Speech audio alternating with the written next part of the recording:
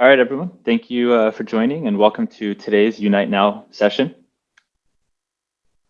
Today we'll be talking about how we put together the pieces for a game launch.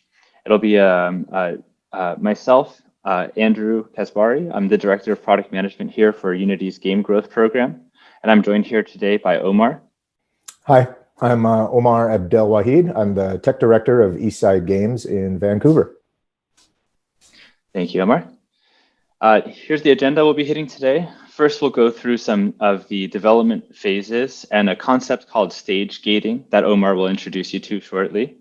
Then we'll dive into the concept of soft launching, what you should be looking at during that soft launch process, as well as how you should measure the success of your soft launch. And eventually, the success of that soft launch will dictate now what? How do I go into my global launch? How should I head into live operations? Then we'll go through a bit of an example of a case study on how we would move through the stage gate process from concept to retention, monetization, and acquisition. And then we'll wrap it up with a summary. So development phases and stage gates. Stage gates actually come from larger entertainment industries, even before games, as a means for a studio or a development company to realize success incrementally as they invest further in a project. This is separate and can be even more high level than your normal development process, which for many people is either agile or waterfall.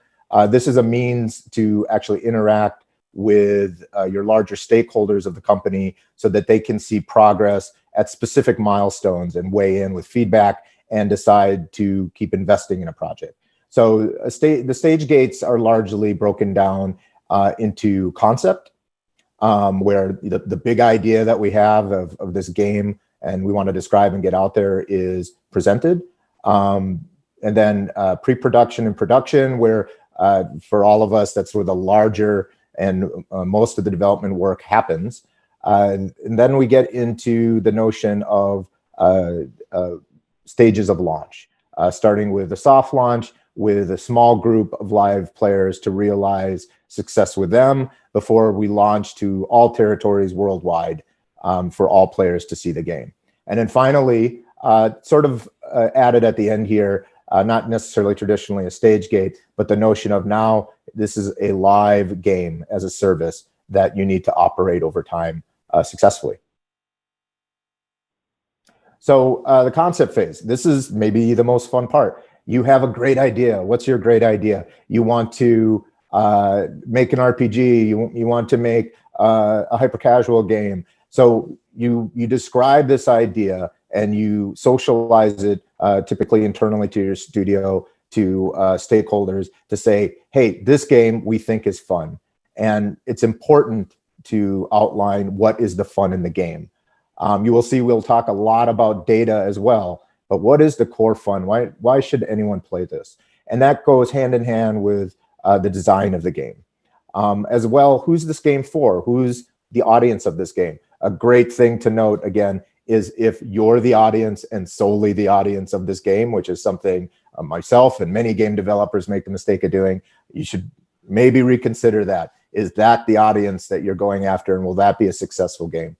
What is the core conceit, which again is a larger entertainment term? What is the idea that creates a suspension of disbelief? I'm carrying a sword, I'm a warrior in this RPG, those kind of things. You may have some sort of demonstrable idea of your game to show people. It could be as simple as a PowerPoint or something on the back of a napkin for that matter. Or some people already start getting into a playable because they have a wealth of resources to build upon.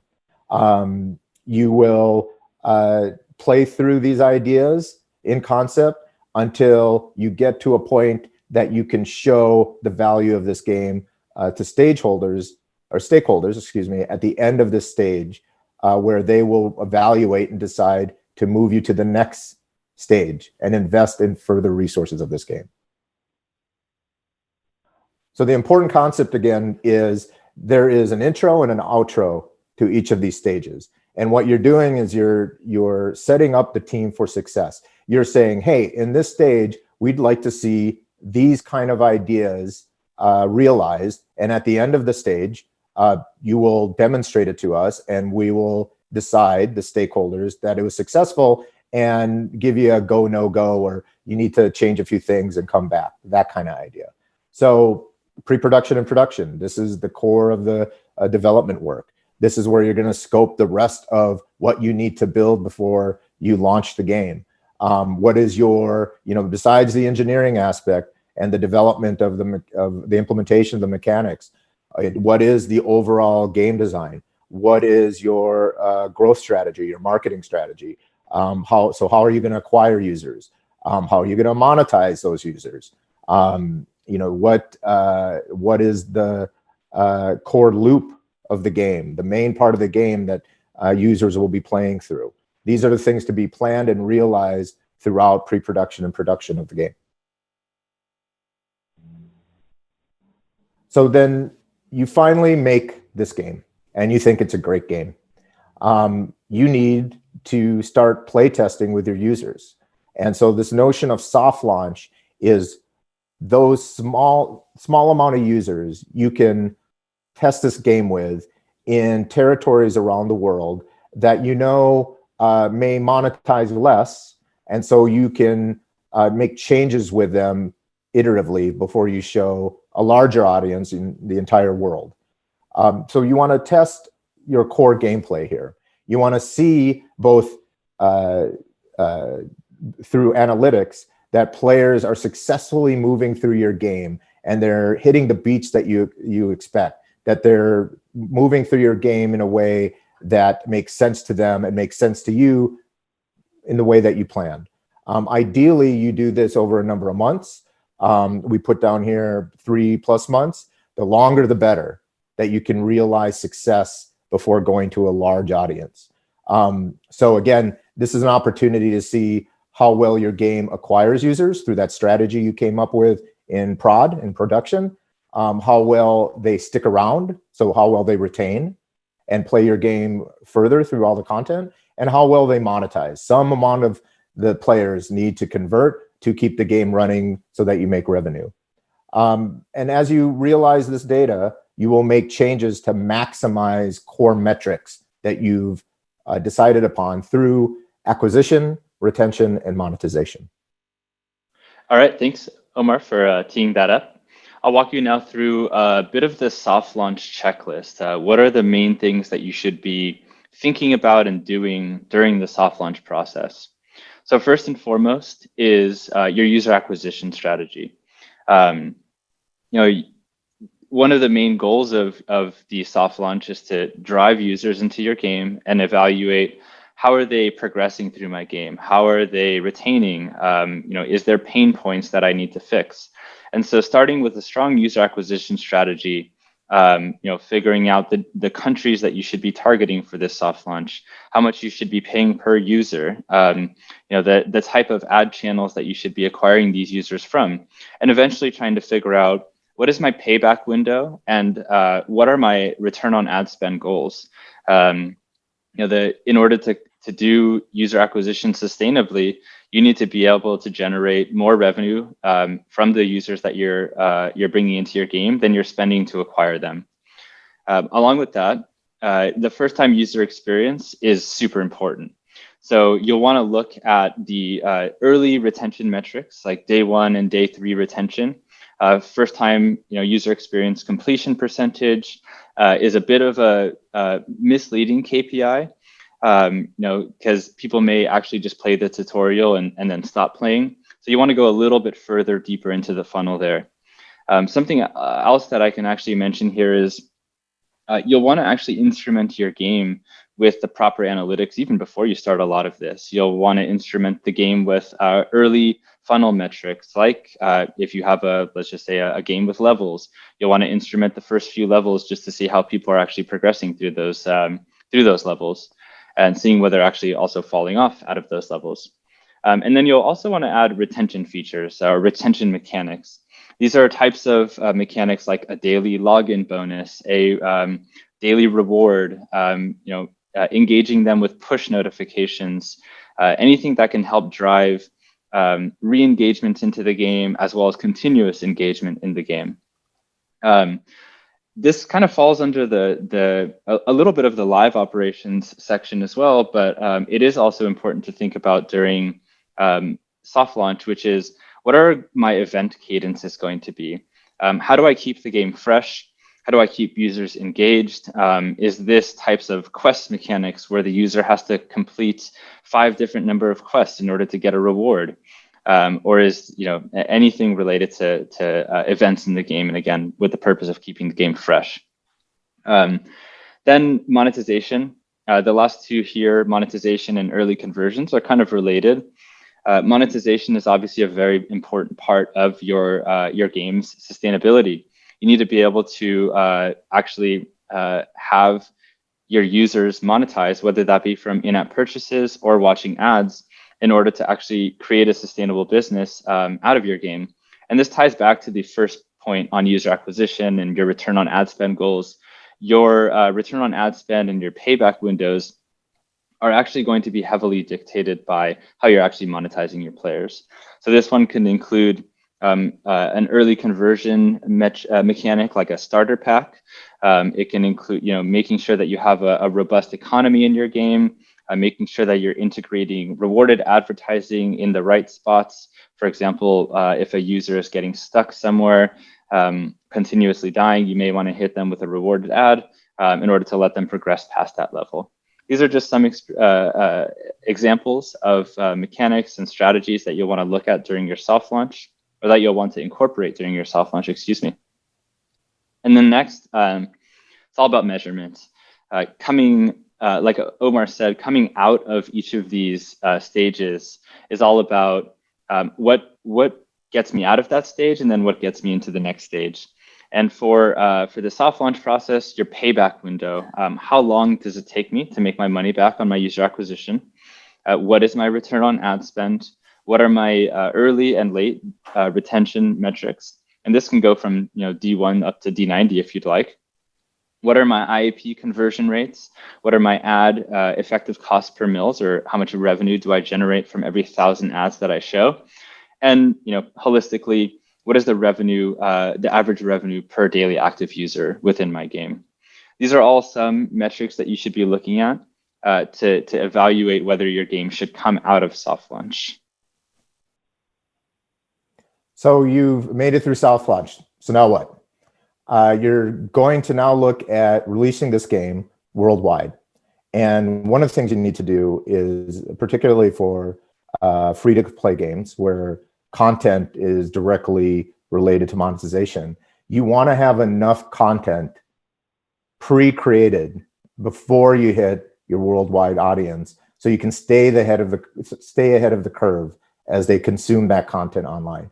Your players will maybe even surprisingly consume content at a very rapid pace. So you need to have enough content, and it's different for all games, in the bucket, so to speak, before you go live.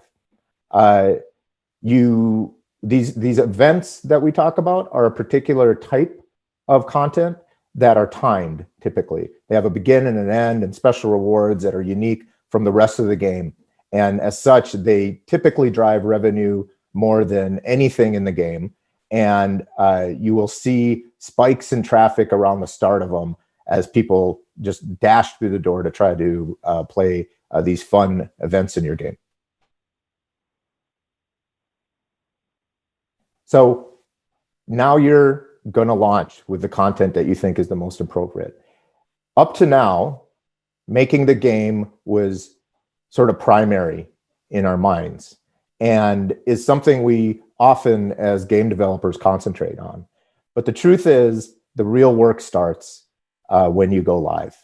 And you are now operating a live game as a service, 24/7, worldwide. So if you're successful, there's people always playing. You need to have events that are scheduled for at regular intervals that your players are aware of and enjoy and decide to play that drive-by, if you will, using an old television term, that they know Monday at noon is this type of event, and there's going to be these huge rewards, and I just got to get in there. You need to also be aware of how well the game is operating through a number of technical means, and fix issues in the game, both physical, technical issues and content issues, while the game is operating, and be able to update the game in near real time, with hopefully not bringing it down while people are playing, ideally. You need a customer service team who can interact with your player base. And it's really important here that this is, we more and more use the word community rather than customer service.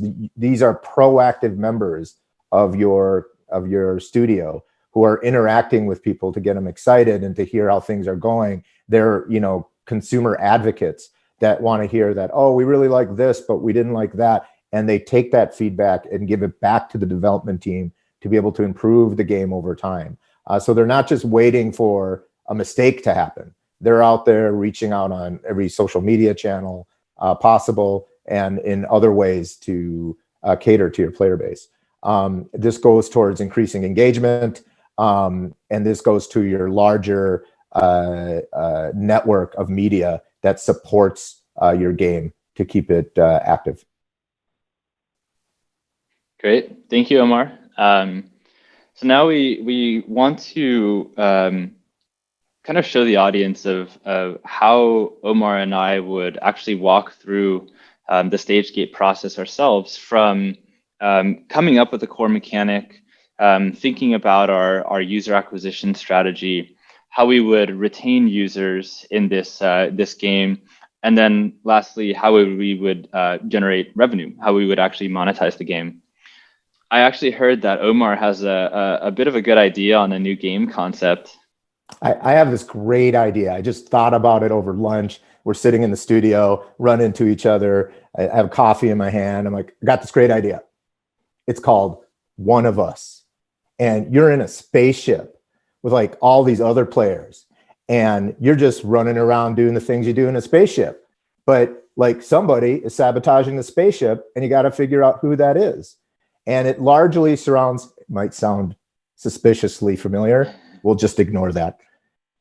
That person is a player along with everybody else. And there's this core mechanic that's essentially a bluffing mechanic. So everybody kind of looks the same. Maybe they're of different colors, and they're presumably helping to run the ship. Meanwhile, one person randomly is pretending to be one of us, but is actually sabotaging the ship and, maybe killing off people one at a time. So that's the core conceit, the core mechanic in there. You might imagine that there's time-based goals that you have to, as a normal player, that you have to achieve before let's call them the imposter, sabotages the ship and or kills people. So you have this sort of PvP aspect, as well as a cooperative aspect from those that are the other players. And then there's potentially more mechanics around time-based or appointment-based mechanics, much like you see in other games, where you have to collect something after a certain amount of time, and then you go away and it'll generate more stuff, and you can come back and collect it again, just to keep the engagement going, the retention going with the players. Yeah, that's I love this idea. It sounds quite familiar and actually quite popular. Yeah. I think something we're going to have to think about here is, it's a very PvP focused game. It'll require us to think about how do we bring a real-time multiplayer component to it.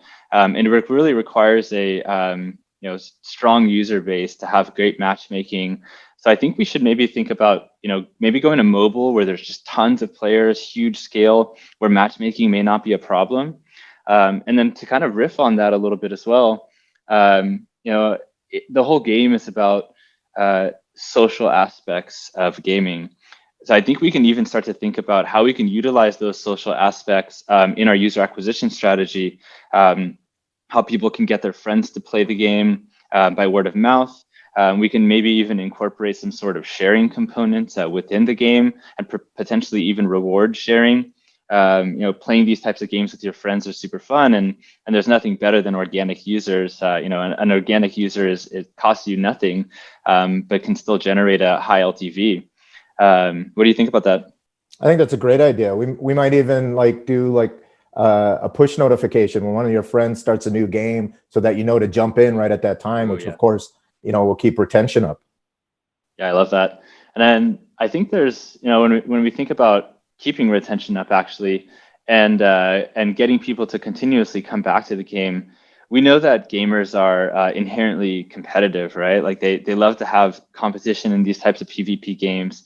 So my vote would be for making sure that we have a really good leaderboard system, something that can help gamers feel as if they are progressing up leaderboards or staying competitive. And hey, if we grow big enough, maybe we'll even have an esports component to this in the future. Yeah, that's a great idea. And we could attribute scaling rewards for the top X number of players on the leaderboards, and we could divide the leaderboards into regions versus worldwide, and really make it more personal on one level or more epic on a worldwide scale on the other. Yeah, that's a really good idea. I like that. Awesome.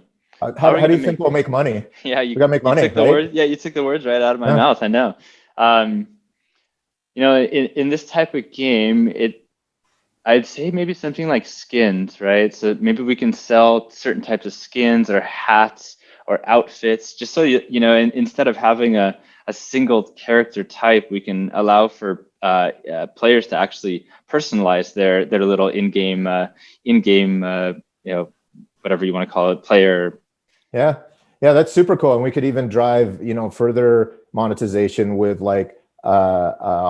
holiday specific skins. There could be a pumpkin hat for Halloween. We could maybe do pets. You get special pets, so maybe there's a black cat only in Halloween versus something related during the later holidays like Christmas and getting into the new year and everything. Yeah, I could see that actually doing quite well. Yeah. I would definitely go for the black cat. I'm clearly that would be my favorite. And then I think something we shouldn't forget is trying to monetize those first-time players and including those types of starter pack promotions. Maybe if it's your first time playing, you get a awesome potential in-game currency pack, or a one-time skin for only 99 cents. And I think that can help with that first-time conversion. Because once we get that first-time conversion, I think the subsequent conversions actually come a lot easier. So nice idea. I love it. Let's go. Let's go do this. Let's make it. Awesome. Well, thank you, Omar. Let me come back and kind of summarize this for all of you. So first of all, we want to make sure that we can kind of, again, like we said, summarize everything that we just talked about, because we do really believe that going through this stage gate process, evaluating your game from an analytics perspective, having a strategy around your launch is really important. So first and foremost, always map out your development phases and your stage gates at the concept phase. You always want to be thinking farther ahead, like we did during that little riff back and forth. We started with a game concept, but we made it all the way to the monetization phase from a, again, conceptual basis. You want to identify upfront who the game is for, the elements of fun and the mechanics. I love what Omar said about, if I'm building this game for myself, it may not always be the best idea. So make sure to validate those game ideas with friends, with family, with your studio, random people on the street. Then you want to make sure you plan your strategies early on for acquisition, for both organic and paid, as well as your retention strategies and your monetization strategies. Organic installs are free installs, and they can really drive value for your game. But also at the same time, well done user acquisition can really help your game scale. But you don't want to forget about how you keep those players in the game and how you monetize them after you acquire them. And then test, iterate, etc. You always want to go back and forth and keep trying to improve little parts of your game. Don't get discouraged when the retention metrics are not great the first time around. You can always add and polish, add mechanics and polish up the game. And then lastly, launching the game is just the beginning. Live operations and running a live game is the way that the gaming industry is moving. Games are alive, right? And players want to continuously engage with a live game. It keeps them engaged, keeps them interested, and it benefits you as a studio. And that's a wrap. Thank you to the audience watching this. Thank you so much, Omar, for taking your time out of your day to record this with us. I wanted to give a little bit of insights into our different programs that are available for the indie community. First and foremost is our Game Growth Program. It's a new program that was launched a few weeks ago, and it essentially helps indie developers bring their games to market with funding support, operational support, and technology support. So if you have a game, a live mobile free-to-play title, you can head over to this link and apply to the program. And then second, we have a bunch of these Unite Now courses that are going to be made available. The whole purpose of these is to help educate the community on all the different aspects of launching a game, and whether it be creating creative assets for your user acquisition strategy or something like this that kind of bundles all the stages together. So head over to that link and check out the other courses. Thank you so much, Omar. Thank you. Cool. Take care, everyone.